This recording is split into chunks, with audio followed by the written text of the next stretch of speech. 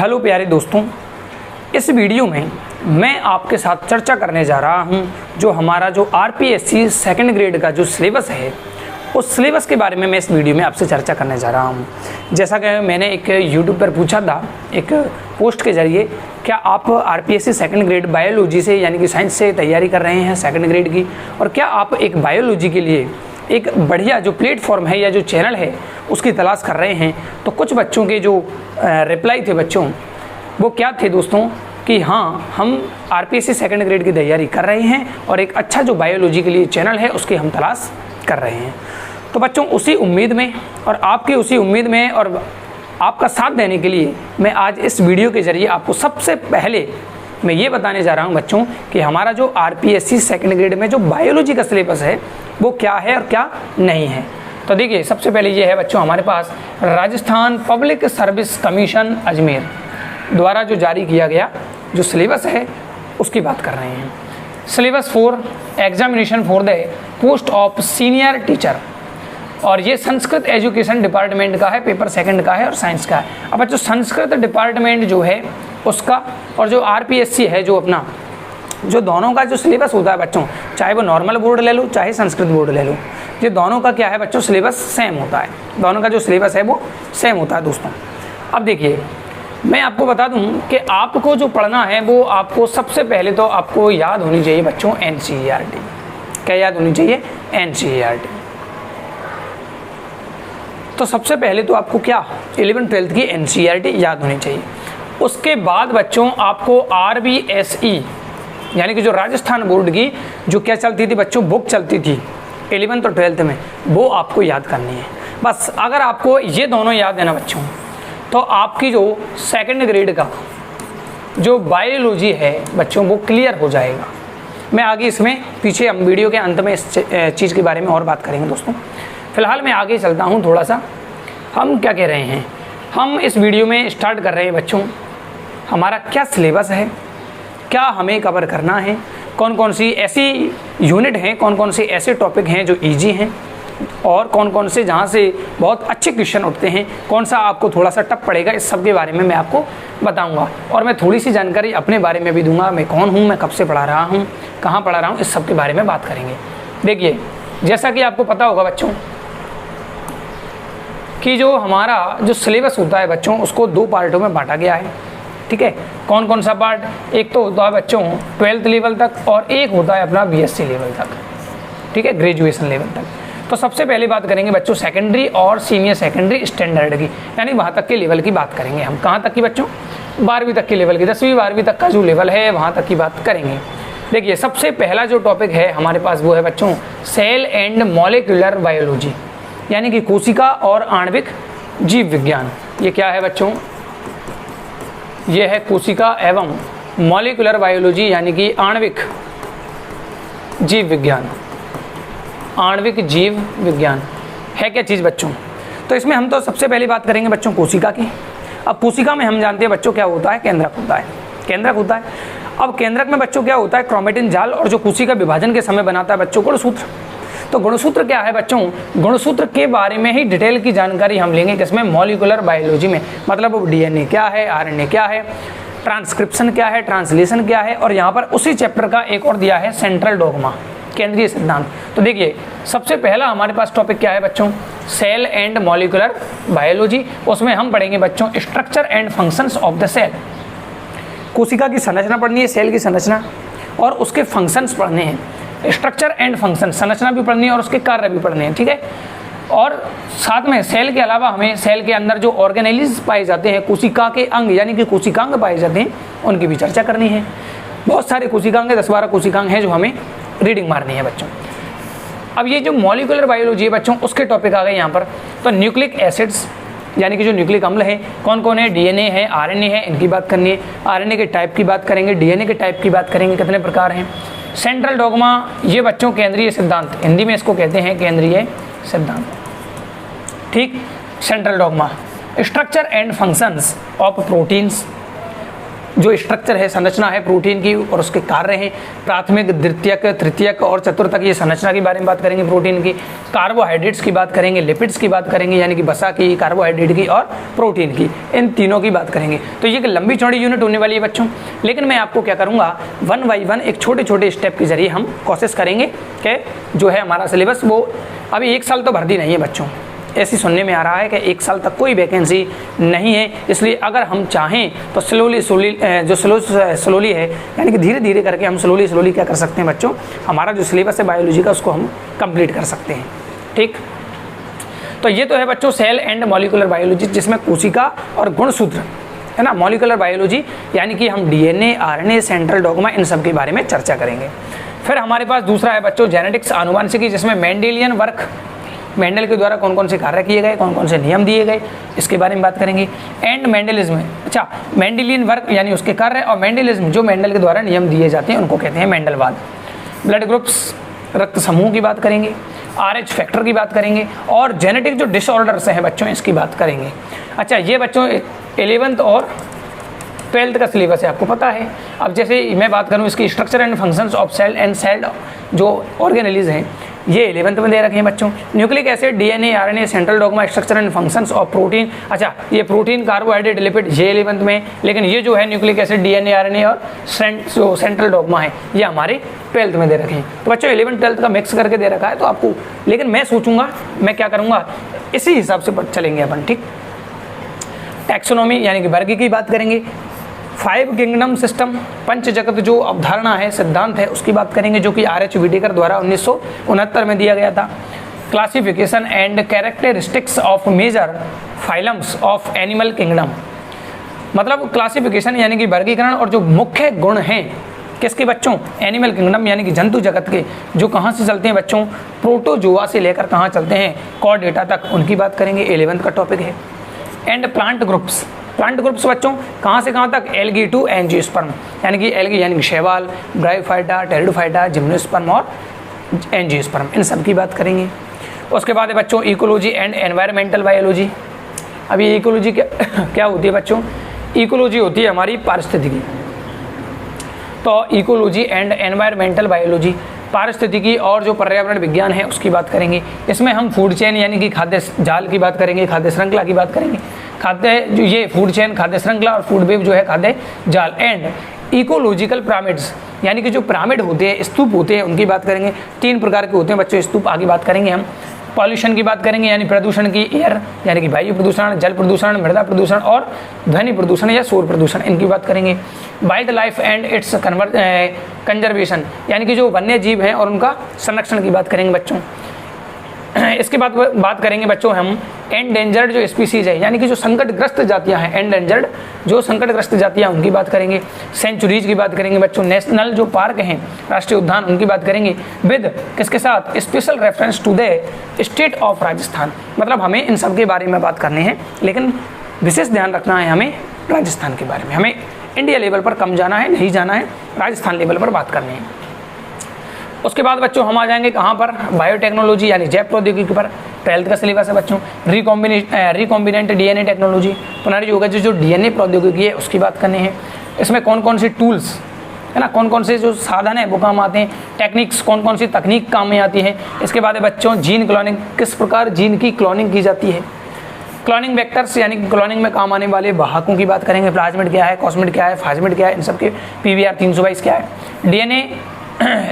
DNA amplification यानी DNA का प्रवर्धन कैसे करते हैं, तो इसमें हम बच्चों क्या पढ़ते हैं, मेनली PCR क्रिया पढ़ते हैं। और ये रही पॉलीमरेज चेन रिएक्शन यानी कि PC और R, यहाँ पर उसका पूरा नाम दे रखा बच्चों, ये इसको हम कहते हैं PCR। ये सब बच्चों 12th का सिलेबस है।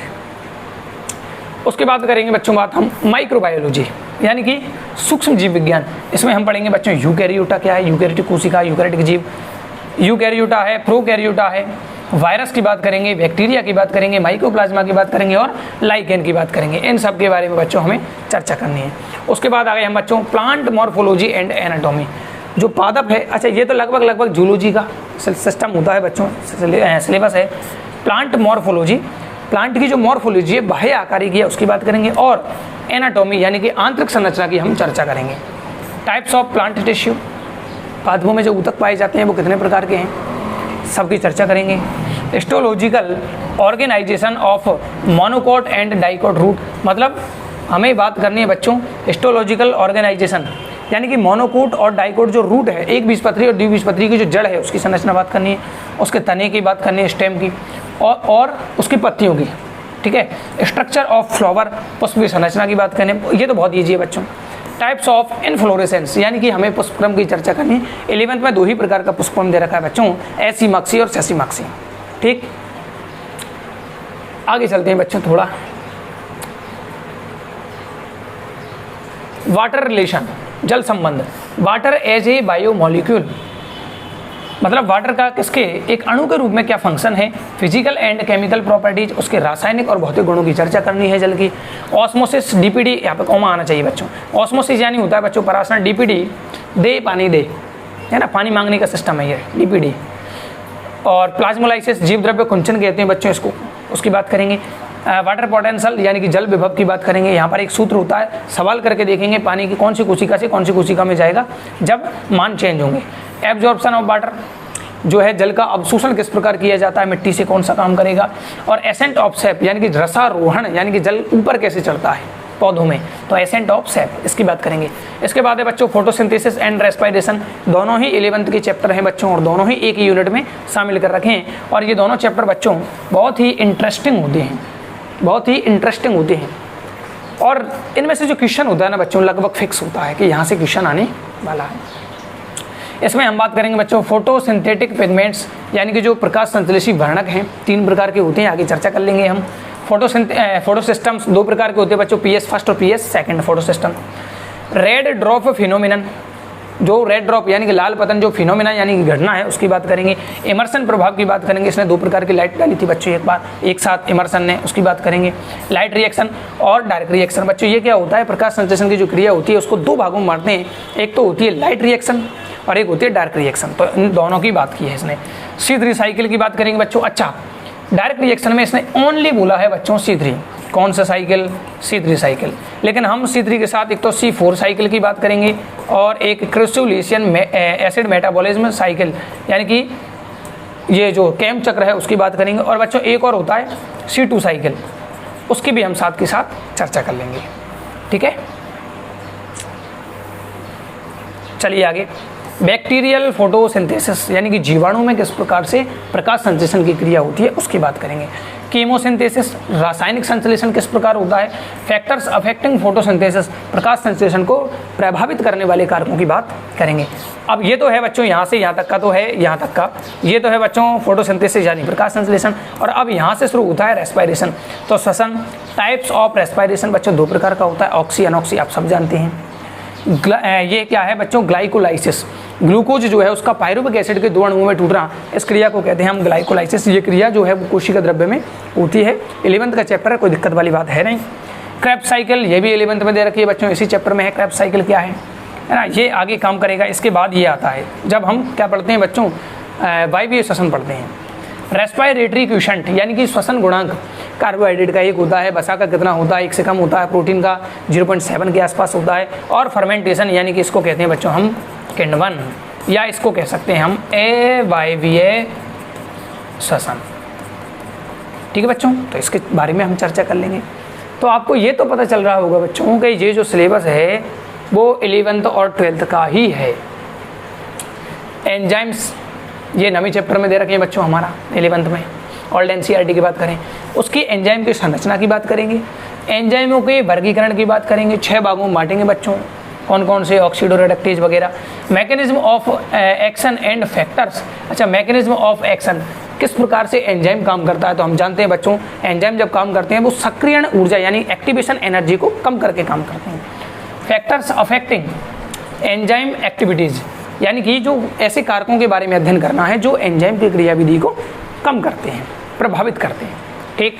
प्लांट ग्रोथ एंड डेवलपमेंट, पादप की वृद्धि और विकास के बारे में, परिवर्धन के बारे में बात करनी है। डिफ्रेंशिएशन यानी कि विभेदन की बात करनी है, डी डिफ्रेंशिएशन की बात करनी है और रीडिफ्रेंशिएशन की बात करनी है।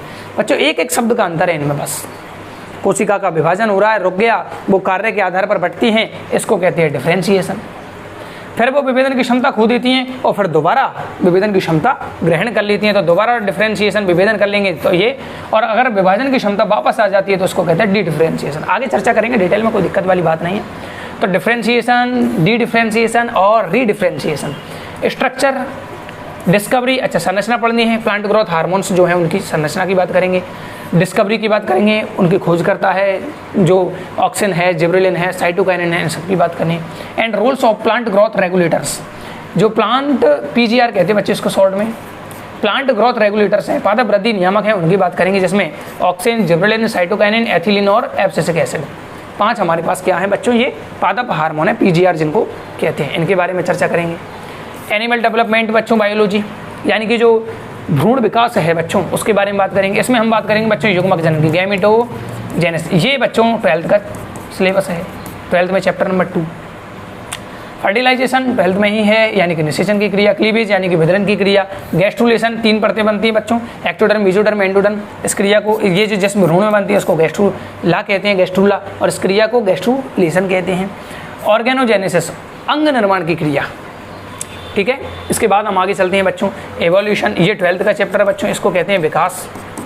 लेमार्किज्म यानी कि लेमार्क की बात करनी है। डार्विनिज्म यानी कि डार्विन की बात करनी है। नेचुरल सिलेक्शन यानी कि प्राकृतिक वर्ण की बात करनी है। एडेप्टेशन यानी कि अनुकूलन की बात करनी है, ठीक है। और इसके बाद न्यू डार्विनिज्म यानी नव डार्विनवाद की बात करेंगे। न्यू लेमार्किज्म नव लेमार्कवाद की बात करेंगे। कॉन्सेप्ट ऑफ स्पीसीज, जातियों के जो सिद्धांत है उनकी बात करेंगे। और स्पेसिएशन यानी कि जाति निर्माण की बात करेंगे। तो बच्चों सारे टॉपिक ईजी हैं, बस थोड़ा सा धीरे धीरे चलेंगे, टाइम तो लगता है बच्चों, ऐसी बात नहीं है कि टाइम नहीं लगेगा, तुरंत हो जाएगा, नहीं, टाइम लगेगा बच्चों। इवोल्यूशन हो गया बच्चों। इसके बाद ह्यूमन एनाटॉमी एंड फिजियोलॉजी, मानव की संरचना की बात करेंगे, आंतरिक संरचना और उसकी कार्य की, यानी किस प्रकार कार्य करता है। 11th में है बच्चों, कहाँ पर है, 11th में। Structure and functions of human tissues, मानव के जो ऊतक हैं 4 प्रकार के, उन ऊतकों की बात करेंगे। डाइजेस्टिव सिस्टम यानी पाचन तंत्र की बात करेंगे। एक्सक्रीटरी सिस्टम यानी कि उत्सर्जन तंत्र की बात करेंगे। रेस्पिरेटरी सिस्टम यानी कि श्वसन तंत्र की बात करेंगे। सर्कुलेटरी सिस्टम यानी कि वहन तंत्र या परिसंचरण तंत्र की बात करेंगे। एंड नर्वस सिस्टम, तो 1 2 3 यानी कि नर्वस सिस्टम का मतलब तंत्रिका तंत्र। तो हमारे पास कितने बच्चों, 5 सिस्टम हैं, उनकी बात करेंगे, ठीक। आगे है बच्चों ह्यूमन हेल्थ हो गया। एटॉमिक स्ट्रक्चर, अब बच्चों यहाँ से है जो केमिस्ट्री स्टार्ट हो गई, केमिस्ट्री स्टार्ट हो गई। एटॉमिक स्ट्रक्चर, फंडामेंटल पार्टिकल्स, मूलभूत कण कौन कौन से हैं, एटॉमिक मॉडल्स, कौन कौन से परमाणु सिद्धांत दिए गए हैं। एंड रियल लिमिटेशंस यानी उनकी कमी। डुअल नेचर ऑफ पार्टिकल, जो पदार्थ की डुअल नेचर यानी डबल प्रकृति होती है। डी ब्रोगली समीकरण पढ़नी है। अनसर्टेनिटी प्रिंसिपल यानी अनिश्चितता का जो सिद्धांत है उसकी बात करेंगे। मॉडर्न कॉन्सेप्ट ऑफ एटॉमिक जो स्ट्रक्चर है, यानी कि आधुनिक अवधारणा क्या है। तो बच्चों ये तो केमिस्ट्री का सिलेबस है, केमिस्ट्री के सिलेबस की हम चर्चा नहीं कर रहे हैं, हम चर्चा कर रहे हैं इस वीडियो में केवल और केवल बायोलॉजी की। अब ये तो था बच्चों 11 12, यहाँ पर जो है रे ऑप्टिक्स यानी फिजिक्स आ चुकी है बच्चों। ये आ गया बच्चों सेकंड। तो आपको ये तो पता लग गया होगा बच्चों एक बार इसको देखने के बाद कि जो सिलेबस है 11 12 का वो बहुत सरल है, इजी है, टाइम लगेगा लेकिन इजी है। अब ये है हमारे पास बच्चों पार्ट सेकंड, जिसमें हम बात करेंगे ग्रेजुएशन स्टैंडर्ड की, यानी कि बीएससी लेवल की। कौन सी लेवल की बच्चों, बीएससी लेवल की।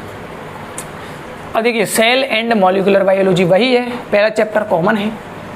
अब इसमें देखो वहाँ पर तो हमने देखा कोशिका की संरचना, कोशिका के टाइप, कोशिका के अंगकों की यानी कि कोशिका अंगों की संरचना, उनके फंक्शन। अब यहाँ थोड़ा सा आगे है सेल साइकिल। सेल साइकिल का मतलब होता है बच्चों कोशिका चक्र, ठीक है। माइटोसिस यानी कि समसूत्री विभाजन, मियोसिस यानी कि अर्धसूत्री विभाजन। एंड दियर सिग्निफिकेंस, सिग्निफिकेंस का मतलब होता है बच्चों उनका महत्व, ठीक। क्रोमेटिन ऑर्गेनाइजेशन, क्रोमेटिन जो जाल होता है बच्चों उसका संगठन पढ़ना है। क्रोमेटिन जाल में 4 चीज़ें होती हैं, DNA, RNA, non histone protein और हिस्टोन प्रोटीन। कई बार नीट में एग्जाम, ये नीट एग्जाम जो है उसमें ये क्वेश्चन आया हुआ है। डीएनए रेप्लिकेशन, डीएनए प्रतिकृतिकरण, ट्रांसक्रिप्शन और ट्रांसलेशन। ट्रांसक्रिप्शन अनुलेखन 12th में है और ग्रेजुएशन में भी है। ट्रांसलेशन यानी कि अनुवादन। फिर इसके बाद हम एक और रिवर्स ट्रांसक्रिप्शन भी पढ़ेंगे, इसी के साथ पढ़ेंगे बच्चों, इजी है। Genetics, post Mendelian work, Mendel के बाद के कार्य, जिसमें अपन क्या करते हैं बच्चों, जो 3 वैज्ञानिक आते हैं मेंडल के नियमों की पुनः खोज करते हैं, उनके बारे में बात करेंगे। जीन इनहेरिटेंस नहीं बच्चों, जीन इंटरेक्शन, जीन एक दूसरे से किस प्रकार संबंधित हुए, 12th में भी दे रखा है बच्चों सिलेबस, जीन का पारस्परिक संबंध। Regulation of gene expression in prokaryotes and eukaryotes, जो जीन है वो कभी प्रकट होता है, कार्य शो करता है, कभी नहीं करता, यानी उनका जो रेगुलेशन है, उनका नियमन जो है किस किस में, दोनों में, यूकैरियोटिक्स में भी और प्रोकैरियोट्स में, दोनों में बात करेंगे। लिंकेज यानी कि सहलग्नता की बात करेंगे बच्चों। क्रॉसिंग ओवर यानी कि जीन विनिमय की बात करेंगे। हालांकि इस क्रॉसिंग ओवर की बात बच्चों हम यहाँ कहाँ गया, इस मियोसिस में बात कर लेते हैं, क्योंकि अर्धसूत्री विभाजन में ही क्या होती है बच्चों, क्रॉसिंग ओवर की घटना होती है, तो वहीं पे बात करेंगे। फिजिकल मैपिंग, जो भौतिक मानचित्रण है उनकी बात करेंगे। सेक्स डिटर्मिनेशन यानी कि लिंग निर्धारण की बात करेंगे। एंड सेक्स लिंक्ड इनहेरिटेंस, जो लिंग सहलग्न जो वंशागति है उसकी बात करेंगे बच्चों, बहुत सारे रोग हैं इसमें। मैटरनल इनहेरिटेंस, मात्र से संबंधित जो वंशागति है उसकी बात करेंगे। म्यूटेशंस यानी कि उत्परिवर्तन की बात करेंगे। एंड क्रोमोसोमल एबरेशंस, मतलब जो गुणसूत्रों से संबंधित, जो एबरेशन का मतलब होता है बच्चों जो विकृतियां हैं, गुणसूत्रों से संबंधित जो रोग हैं, जैसे हम बात करते हैं क्लाइनफेल्टर सिंड्रोम है, डाउन सिंड्रोम है, टर्नर सिंड्रोम है, इन सब की बात कर लेंगे। आगे चलते हैं बच्चों, इसको जेनेटिक्स हो गई। Animal taxonomy, methods of taxonomic collections, किस प्रकार से जो टेक्सोनोमिक जो कलेक्शन है, अध्ययन करने के लिए जो टेक्सोनोमी का यूज किया जाता है, उनका जो संग्रहण है किस प्रकार किया जाता है, हर्बेरियम वगैरह की हम चर्चा करेंगे। Classification and characteristics of animal kingdom up to class level, ये भाई ये बच्चों जो 11th का चैप्टर है, बस इसमें कहा है कि क्लास लेवल तक आपको उसका वर्गीकरण, क्लासिफिकेशन याद करना है, ठीक है। इसके बाद है बच्चों रिप्रेजेंटेटिव एनिमल्स, यानी कि कुछ ऐसे प्राणी हैं, प्रारूपिक प्राणी, उनके बारे में बात करनी है। उनकी लाइफ साइकिल यानी जीवन चक्र की बात करनी है। External and internal features of, यानी बाह्य और आंतरिक संरचना की बात करनी है। किस किस की, पैरामीशियम की बात करेंगे। फेसियोला जो हेपेटिका होता है उसकी बात करेंगे। फेसियोला जो यकृत कृमि कहते हैं, पैरामीशियम जानते ही हो। अर्थवॉर्म यानी कि केंचुए की। कॉकरोच यानी कि तिलचट्टी की। और फ्रॉग यानी कि मेंढक की। तो 1 2 3 4 5 अपने पास 5 ऐसे प्राणी हैं जिनकी हमें संरचना पढ़नी है, इंटरनल भी और एक्सटर्नल भी। टैक्सोनॉमी ऑफ एंजियोस्पर्म, इसमें हमें एंजियोस्पर्म बात करनी है। 11th वाले सिलेबस में हमने देखा था बच्चों शैवाल, ब्रायोफाइटा, टेरिडोफाइटा, जिम्नोस्पर्म और एंजियोस्पर्म। यहाँ पर केवल स्पेशल दे रखा है angiosperm. Classification of angiosperms, classification की बात करेंगे। टाइप्स ऑफ इनफ्लोरेसेंस, यहाँ पर डिटेल में बात करेंगे पुष्पक्रम की। इकोनॉमिक इम्पोर्टेंस, जो उनका आर्थिक महत्व होता है उसकी बात करेंगे। And characteristics features of families, उनकी जो फैमिली हैं, परिवार हैं, गण हैं, उनकी बात करेंगे। जैसे कौन कौन से गणों की बात करेंगे बच्चों, Euphorbiaceae, Solanaceae, Malvaceae, Convolvulaceae, Fabaceae, Asteraceae and Poaceae. तो मतलब 1 2 3 4 5 6 और 7 अपने को फैमिलीज की बात करनी है। फ्लोरल फार्मूला, उनके पुष्प सूत्र की बात करनी है। एंड फ्लोरल डायग्राम, उनके पुष्प संरचना या पुष्प चित्र की बात करनी है। Ecology and environmental biology, structure and functions of ecosystem, ecosystem की बात करनी है, पारितंत्र की। इकोलॉजी का सक्सेशन 12th का सिलेबस है, अब हट गया है। पारिस्थितिक अनुक्रमण जिसे कहते हैं, एनर्जी फ्लो, ऊर्जा का प्रवाह पढ़ना है। बायो जियो केमिकल साइकिल्स, जैव भू रासायनिक जो चक्र होते हैं, जिसमें कार्बन चक्र की बात करेंगे हम, नाइट्रोजन चक्र की बात करेंगे, ऑक्सीजन चक्र की बात करेंगे और फास्फोरस चक्र की बात करेंगे। कुछ 11th में हैं, कुछ 12th में हैं। मेजर बायोम्स, कुछ मेजर बायोम्स जो हैं ऑफ द वर्ल्ड, उनकी बात करेंगे, 12th में दे रखे हैं बच्चों। रेड डाटा बुक की बात करेंगे, लाल डाटा या लाल आंकड़ा पुस्तक। एनवायरमेंटल जो लॉज हैं उनकी बात करेंगे। मेजर एनवायरमेंटल जो इश्यूज हैं कौन कौन से हैं, ग्लोबल वार्मिंग है ना, ग्रीन हाउस इफेक्ट है उसकी बात करेंगे, एसिड रेन है, अल नीनो जो इफेक्ट है और ला लीनो जो इफेक्ट है, अल नीनो और ला नीनो दोनों की बात करेंगे। ओजोन डिप्लीशन, ओजोन का जो अपक्षय हो रहा है उसकी बात करेंगे। डिफॉरेस्ट्रेशन, जो वनों को नष्ट किया जा रहा है उसकी बात करेंगे। कार्बन इमिशन यानी कि कार्बन उत्सर्जन की बात करेंगे, और रेडिएशन हैजार्ड्स, जो रेडिएशन के जो क्षेत्र हैं उनकी बात करेंगे। ठीक है बच्चों, आगे चलते हैं, थोड़ा सा और बच रहा है सिलेबस अभी।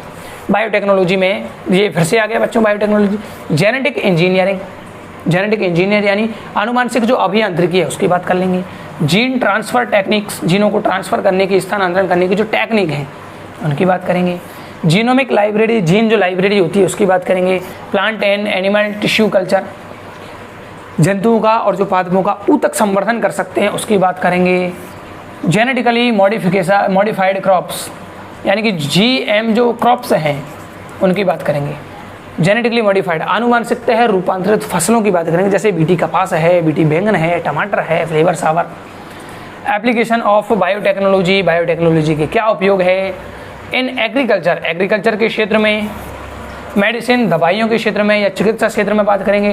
ट्रांसजेनिक एनिमल बनाने के क्षेत्र में क्या है, और पादप निर्माण में क्या है यूज, है ना। और DNA फिंगरप्रिंटिंग, ये 12th में दे रखी है बच्चों, DNA फिंगरप्रिंटिंग। इथिकल इश्यूज, ये भी 12th में दिया हुआ है, इथिकल नैतिक मुद्दे। बायोपायरेसी 12th में है, बायोपायरेसी, ठीक। इसके बाद है बच्चों crypto games, crypto games, crypto games क्या होते हैं बच्चों, क्रिप्टो गेम्स कहते हैं बच्चों जिनमें पुष्प नहीं आते। दो प्रकार के होते हैं पौधे, जिनमें पुष्प आते हैं वो फेनेरो गेम्स होते हैं, और जिनमें फूल नहीं बनते वो होते हैं क्रिप्टो गेम्स।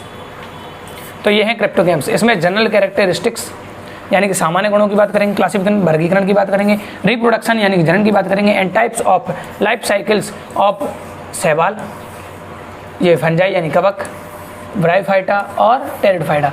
तो बच्चों यहाँ पर ऊपर जो देखा हमने वहाँ दे रखा था एंजियोस्पर्म, और यहाँ दे दिया हमारे पास शैवाल, कवक, ब्रायोफाइटा और टेरिडोफाइटा।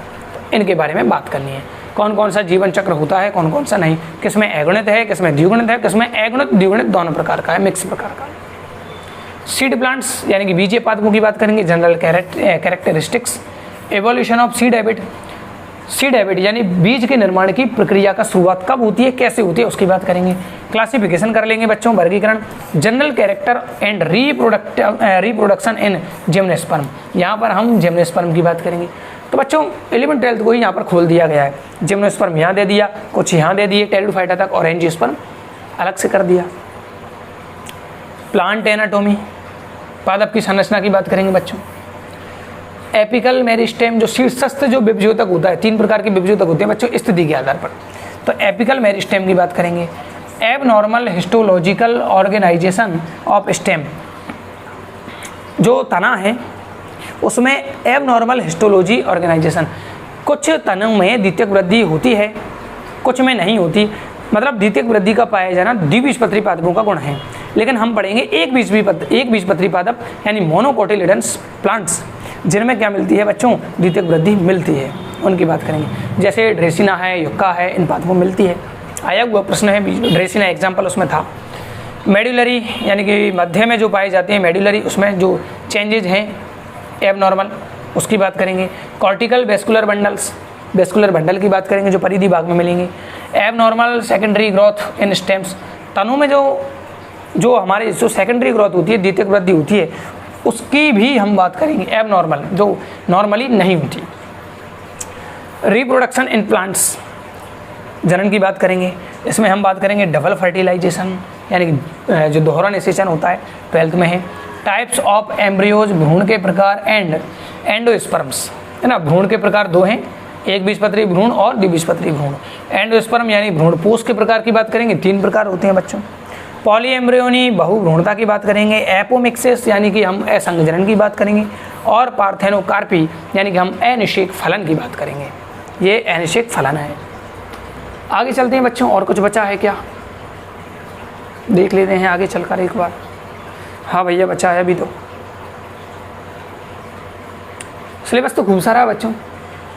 वाटर रिलेशंस ऊपर देख के आए, इसमें बाष्पोत्सर्जन यानी ट्रांसपिरेशन की बात करेंगे।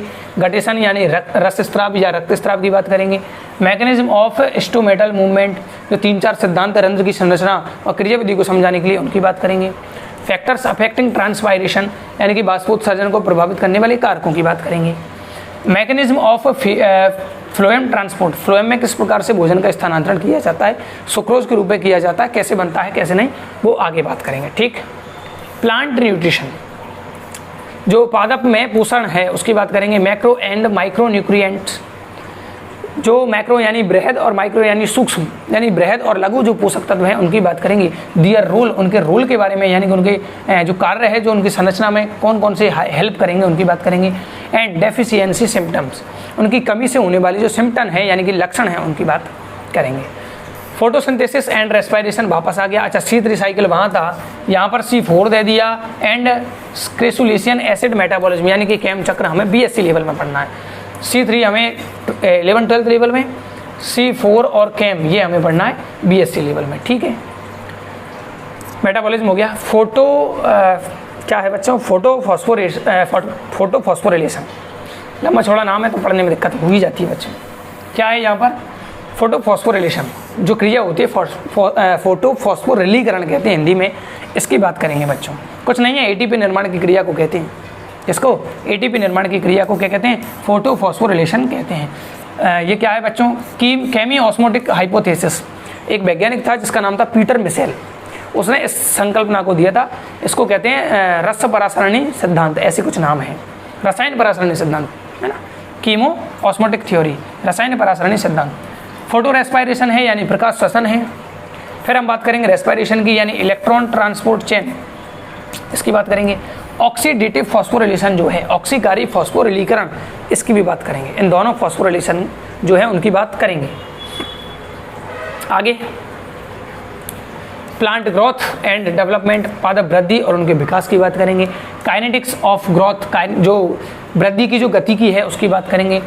फोटो पेरियोडिज्म यानी दीप्तिकालिता कहते हैं इसको हिंदी में, क्या कहते हैं बच्चों, फोटो पेरियोडिज्म को दीप्तिकालिता, इसकी बात करेंगे। 3 प्रकार के पौधे होते हैं उसके आधार पर। वर्नलाइजेशन यानी बसंतीकरण की बात करेंगे। सीड डोरमेंसी यानी कि बीज की जो प्रसुप्ति है उसकी बात कर लेंगे। सेंसेंस यानी कि इसको कहते हैं बच्चों हम जीर्णता, उस जीर्णता की बात करेंगे। Physiology of flowering and fruit development, जो फ्लावरिंग यानी पुष्पन की जो क्रिया है उसकी बात कर लेंगे। और जो फ्रूट डेवलपमेंट फल विकास की जो क्रिया है उसकी भी बात करेंगे, कौन सा हार्मोन काम आएगा और कौन सा नहीं। इसके बाद है एनिमल डेवलपमेंट बायोलॉजी, वही है बच्चों जो उधर था 11-12 में। एक्स्ट्रा एम्ब्रियोनिक मेम्ब्रेन्स, जो बाह्य भ्रूणीय झिल्लियाँ होती हैं जिनमें हम एमनियन, कॉरियन और एलेंटॉइस, 3 झिल्लियों की बात करेंगे। एमनियन, कॉरियन और एलेंटॉइस, उनकी बात करेंगे। प्लेसेंटा बात कर लेंगे मतलब बच्चों अपरा। रीजेनरेशन यानी कि पुनरुद्भवन की जो क्रिया होती है उसकी बात करेंगे। स्टेम सेल्स यानी स्तंभ कोशिकाएं या स्टेम सेल्स ही कहते हैं इसको, उसकी बात कर लेंगे। टेरेटोलॉजी की बात कर लेंगे बच्चों, ये भी हमें पढ़नी है। एनिमल क्लोनिंग की बात कर लेंगे, किस प्रकार जंतुओं में क्लोनिंग होगी। टेस्ट ट्यूब बेबी की बात कर लेंगे। फैट मैप्स जो गर्भ के मानचित्रण है उनकी बात करेंगे। पार्थेनोजेनेसिस जो है उसकी बात करेंगे बच्चों। पार्थेनोजेनेसिस बोले तो असंग जनन या अनिश्चित जनन कह देते हैं हम इसको। एजिंग यानी कि जीर्णता की भी बात कर लेंगे। और पेडोजेनेसिस एंड न्यूटेनी, इनकी जो है नया सिलेबस है एक तरह से अपने पास, ये नया सिलेबस है, पहले ये नहीं हुआ करता था। पेडोजेनेसिस एंड न्यूटेनी, ये कुछ प्राणियों में पाई जाती है, न्यूटेनी वगैरह, उसकी बात करेंगे। इसके बाद ह्यूमन फिजियोलॉजी, 5 तंत्र तो वहाँ थे। इसमें अब हमें पढ़ना है एंडोक्राइन सिस्टम यानी कि जो ग्रंथियाँ हैं, हार्मोन हैं, डाइजेस्टिव सिस्टम। अब देखो पूरा डाइजेस्टिव जो सिस्टम है वो नहीं पढ़ना, हमें केवल ग्लैंड्स की बात करनी है जो कि 3 प्रकार की होती हैं, ठीक। नर्व इम्पल्स कंडक्शन, किस प्रकार से जो तंत्रिका में जो आवेग बनता है उसकी बात करेंगे बच्चों। मसल कॉन्ट्रैक्शन, जो मांसपेशियों में जो संकुचन होता है, एक्टिन और मायोसिन जो प्रोटीन होती हैं किस प्रकार जो है वो संकुचन की क्रिया होगी उसकी बात करेंगे। हार्मोनल कंट्रोल ऑफ रिप्रोडक्शन, जनन के समय जो हार्मोनों का जो हार्मोन द्वारा जो कंट्रोल किया जाता है उसकी बात करेंगे। Gas transport of oxygen and carbon dioxide in blood, oxygen और CO2 को किस प्रकार ट्रांसपोर्ट किया जाता है ब्लड के द्वारा उसकी बात करेंगे। कार्डियक साइकिल, हृदय चक्र जो है उसकी बात करेंगे। और ब्लड क्लॉटिंग, जो इसमें 10-12 जो कारक हैं जो ब्लड क्लॉटिंग में काम आते हैं उनकी चर्चा करेंगे। अभी पिछले साल जो 2022 का पेपर हुआ उसमें पूछा था किस ब्लड कारक को, रक्त कारक को क्रिसमस कारक के नाम से जाना जाता है, तो उसका आंसर होगा बच्चों जो कारक है वो 9 नंबर का है, ठीक है, नंबर पूछा था। तो इजी पेपर आता है वैसे अपना देखा जाए तो, लेकिन सिलेबस हो जाएगा तो इजी है, अगर सिलेबस नहीं होगा तो इजी बिल्कुल नहीं है। ये हो गया बच्चों इकोनॉमिक जूलॉजी। इसमें इकोनॉमिक जो है वो इम्पोर्टेंस की बात करेंगे किसकी, यानी कि महत्व की बात करेंगे, आर्थिक महत्व, इकोनॉमिक का मतलब, प्रोटोजोआ की, एनेलिडा की, इंसेक्ट्स यानी कि कीट की, एनेलिडा में केंचुआ वगैरह आता है बच्चों, और मोलस्का की भी बात करेंगे, और सोशल लाइफ ऑफ बीज यानी मधुमक्खियों के सामाजिक जीवन की, और बंदरों के सामाजिक जीवन की, मंकीज, ये भी हमारा एक नया सिलेबस है, नया टॉपिक जोड़ा गया है। कोऑर्डिनेशन कंपाउंड्स, अच्छा ये केमिस्ट्री आ गई बच्चों, कोऑर्डिनेशन यहाँ से हो गई वापस केमिस्ट्री शुरू, कोऑर्डिनेशन कंपाउंड से यानी उपसह संयोजक यौगिक, जो कि 12th केमिस्ट्री का सिलेबस है। तो बच्चों ये था हमारे पास 12th और बीएससी लेवल का सिलेबस। तो अब बच्चों जो हमारे पास बायोलॉजी थी, उस बायोलॉजी को हमने बांट दिया दो भागों में, एक 12th लेवल और एक ग्रेजुएशन यानी कि बीएससी लेवल की मैं कहूँ बात। कुछ टॉपिक हैं जो 12th लेवल हैं, यानी कि इसमें हमें 11th और 12th पर फोकस करना है, और बीएससी लेवल में तो बच्चों बहुत सारी पुस्तक होती हैं, किताब होती हैं, अलग अलग जो पब्लिकेशन है, अलग अलग जो यूनिवर्सिटी हैं वो अलग अलग सिलेबस होता है, और जो बुक हैं वो भी अलग होती हैं, तो उनमें जो मैटर आता है वो भी अलग अलग होता है। ठीक, जैसे राजस्थान यूनिवर्सिटी है तो थोड़ा सा मैटर चेंज हो जाएगा, कोटा यूनिवर्सिटी है तो थोड़ा सा मैटर और चेंज हो जाएगा। पर फिलहाल मैं इसको अगर बात करूं बच्चों, सबसे इम्पोर्टेंट जो आपके जीवन में, सेकंड ग्रेड के जीवन में जो सबसे ज़्यादा रोल है, वो इम्पोर्टेंट रोल है बच्चों 11th और 12th के सिलेबस का। आपने देखा 11th और 12th से बहुत सारी चीज़ें पुटअप की गई हैं हमारे सिलेबस में। तो 11th और 12th के लिए बच्चों सीधी सी बात है, आपके लिए जो बायोलॉजी अगर आपको करनी है कवर, तो सबसे पहले आपको NCERT जो किताब है, जो कि ओल्ड NCERT है, क्योंकि अभी वर्तमान में जो हमारा राजस्थान है उसमें न्यू NCERT चल रही है, नई किताबें आई हैं बच्चों, जिसमें केवल और केवल 19 चैप्टर हैं। एक तो ओल्ड NCERT है बच्चों और एक न्यू NCERT है। इस ओल्ड NCERT में बच्चों 22 चैप्टर हुआ करते थे, और जो न्यू है उसमें केवल और केवल 19 चैप्टर हैं, यानी कि 22 में से कुछ चैप्टर हटा दिए गए हैं और कुछ चैप्टरों में से कुछ चीज़ें गायब कर दी गई हैं, तब जाके वो 19 हैं और पार्ट छोटे कर दिए गए। तो मैं आपको सलाह दूंगा, अगर आपको बायोलॉजी की तैयारी करनी है, तो आपको NCERT बुक आपके पास होनी चाहिए, खरीदनी है। और कौन सी बच्चों? ओल्ड NCERT अगर आपको मार्केट में मिल जाए तो आपको वो लेनी है, जिसमें 22 चैप्टर हों। कितने चैप्टर हों बच्चों? 22 चैप्टर। यदि हैं तो खरीद ली जाए, नहीं है तो आगे मैं बताता हूँ आपको क्या करना है। फिर बच्चों RBSE जो थी, अच्छा ये दो आपको 11th और 12th दोनों लेनी है। ये 11th की मैंने बात की है, ये 11th की बात की है बच्चों, 11th की। 12th के लिए आपको क्या करना है? सेम वही ओल्ड NCERT जो है वो आपको ले लेनी है। तो आपको 11th और 12th की जो ओल्ड NCERT है, जिसमें पूरे चैप्टर हुआ करते थे, इसमें 22 और इसमें जो 16 चैप्टर हैं वो हुआ करते थे, वो आपको ले लेने हैं, क्योंकि एल नीनो जो प्रदूषण वगैरह है वो वहाँ पर 12th में दे रखे हैं। इसी प्रकार जो RBSE है बच्चों, वो एक तो 11th की है और एक 12th की है। 11th की जो RBSE बुक थी बच्चों, उसमें 45 चैप्टर हुआ करते थे, मैंने पढ़ा ही है इसलिए मुझे पता है, 45 चैप्टर हुआ करते थे। और जो 12th है बच्चों, उसमें 42 चैप्टर जो है, 42 जो चैप्टर हैं वो हुआ करते थे। दोनों ही जो बुक हैं मेरे पास पड़ी हुई हैं, यानी कि मेरे पास 11th की दोनों NCERT हैं, ओल्ड वाली, न्यू वाली भी है। RBSE की जो मतलब हमारे राजस्थान में जो बोर्ड चलती थी, अभी नहीं चलती है ना, अब तो NCERT बुक है। तो जो RBSE जो 45 चैप्टर वाली बुक थी वो भी मेरे पास है, और जो 42 चैप्टर वाली बुक है जो 12th की, वो भी मेरे पास है, क्योंकि दोनों को मैंने पढ़ाया है। आपको NCERT और RBSE अगर क्लियर हैं तो आपकी बायोलॉजी आपकी मुट्ठी में होगी। और बच्चों ये जो RBSE की जो बायो थी, ये साथ के साथ BSc को कवर करते हुए चलती है। BSc की जो बुक होती हैं आप उनको पढ़ोगे, या फिर आप जो 11th और 12th की जो RBSE की बुक है उनको पढ़ लोगे, तो आपकी BSc क्या हो जाएगी बच्चों? कवर हो जाएगी। अगर ये तो मेरे आपका पहला ऑप्शन है, ये आपका दूसरा ऑप्शन है। यदि आपको फिर भी अगर टाइम मिलता है, 1 साल बाद आएगी वैकेंसी, तो आपको जो LN के जो मॉड्यूल वगैरह हैं बच्चों, किसी भी कोचिंग के ले सकते हो, कोई दिक्कत वाली बात नहीं। LN के जो मॉड्यूल हैं उनको आप पढ़ सकते हैं। पहला क्या बताया बच्चों मैंने? NCERT बुक 11 12 दोनों ले लीजिए, ओल्ड लेनी है लेकिन। दूसरा मैंने क्या बताया? RBSE जो बुक है हमारे राजस्थान में जो चलती थी पहले, वो शायद आपको बुक मिल जाए तो बहुत अच्छी बात है, नहीं मिले तो कहीं से PDF वगैरह का जुगाड़ करें, या उस PDF की प्रिंट आउट लेकर वाले। और तीसरा, अगर आपके पास टाइम है तो LN के जो मॉड्यूल हैं या किसी भी कोचिंग के आप जो मॉड्यूल होते हैं उनको आप रीडिंग कर सकते हैं। ये भी मेरे पास अवेलेबल है, ये भी मेरे पास पड़े हुए हैं। तो मेरे पास बच्चों NCERT भी है, RBSE भी है और LN के मॉड्यूल भी है।